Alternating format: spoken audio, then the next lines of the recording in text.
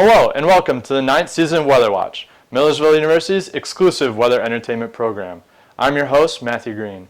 Many events have occurred since our last episode before winter break, ranging from an extraordinary conference to a record-breaking snowstorm.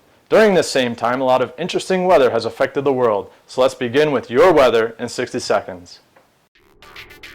Widespread flooding in the UK, unseasonably cold temperatures in Southeast Asia, and a Christmas that felt like Memorial Day is what's in your weather in 60 seconds. Starting in the UK, a series of El Niño-driven storms left flooding in its wake. The problem started on December 3rd as Storm Desmond tapped into moist air from the tropics, bringing record rains and flooding to central and northern England. Flooding was made worse by storms Eva on the 23rd and Frank on the 29th, which spread flooding into Scotland. Now over to Southeast Asia, where a record late January cold snap dropped temperatures to levels not seen in decades. In Taiwan's capital Taipei, temperatures dropped to 39 degrees, the coldest since 1972, while portions of China saw frozen precipitation for the first time in over 60 years.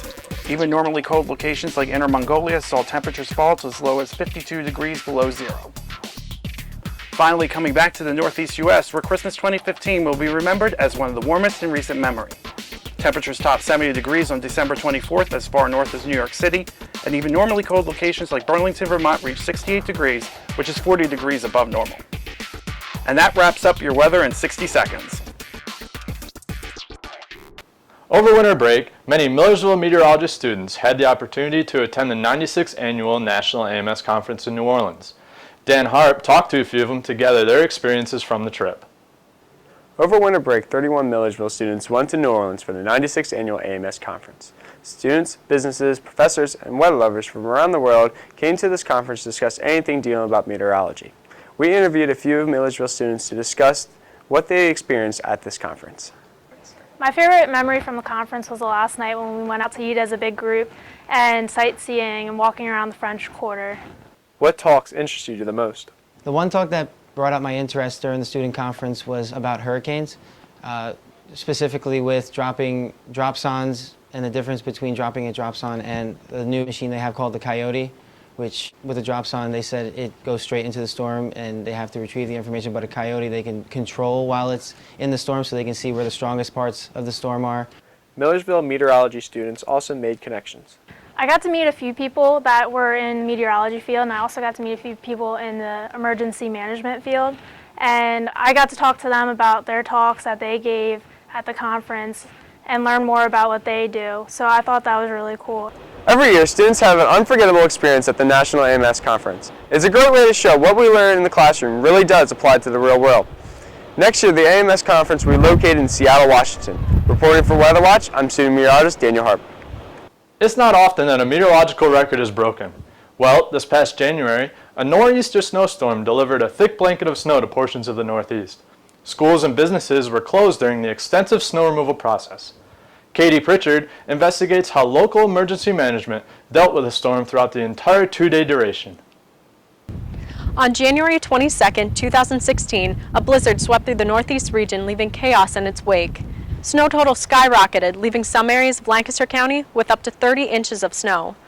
The heaviest snow fell in surrounding states with over 40 inches recorded. Local emergency managers had the difficult task of preparing for and cleaning up after this historic storm. The most important thing that we did was we had really good predictions coming in, so we knew that the best thing to do was to staff all of our positions. So we opened up our emergency operations centers, we went to our firehouses, we made sure we had staffing there. We had supplies for all of our people so that if they had to stay there for 3 or 4 days, they could sleep there, they could eat there, they could drink there, and they'd be ready to go. There for a while, the snow was coming down so heavily that the snowplows couldn't keep up with the rate of snow. When that occurred, they kind of took breaks and went back out after it slowed down a little bit.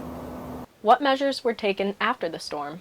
Well, after the storm, the first thing we did was we started to figure out what went wrong. So we always do what we call an after-action report, and then from that we do what we call improvement plans. So our improvement plan, the number one thing that we really had issue with was the snowplows couldn't keep up with the snow, which meant also that the fire stations were not cleared out. And because the fire stations were not cleared out, it made it difficult for our members to get in and for our members to get out.